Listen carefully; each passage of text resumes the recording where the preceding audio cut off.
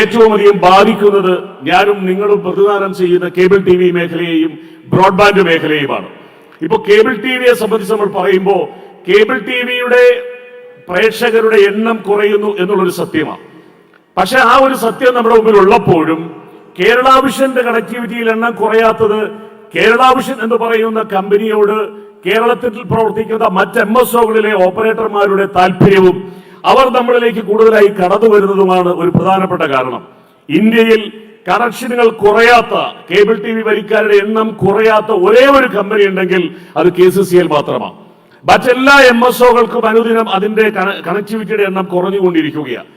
അത് പ്രേക്ഷകരുടെ എണ്ണം, പ്രേക്ഷകർ കേബിൾ കാണുന്നില്ല അല്ലെങ്കിൽ കണ്ടന്റ് കാണുന്നില്ല, ചാനലുകൾ കാണുന്നില്ല എന്നല്ല അതിന്റെ അർത്ഥം. പ്രേക്ഷകർ അത് കാണാൻ മറ്റു മാർഗങ്ങൾ തേടിപ്പോകുന്നു എന്നുള്ളതാണ്.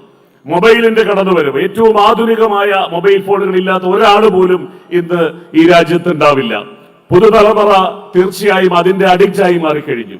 ഫേസ്ബുക്ക് പോലെ, വാട്സപ്പ് പോലെ, ഇൻസ്റ്റാ പോലെയുള്ള പുതിയ പുതിയ സംവിധാനങ്ങൾ കടന്നു വരുമ്പോൾ പ്രേക്ഷകരുടെ കാഴ്ചപ്പാടും കാണുന്നതിന്റെ മാനദണ്ഡവും മാറുന്നു. സ്വാഭാവികമായും ഇതൊക്കെ ബാധിക്കുന്നത് കേബിൾ ടി വി മേഖലയാണ് എന്നുള്ളത് നമ്മൾ മറന്നുകൂടാ.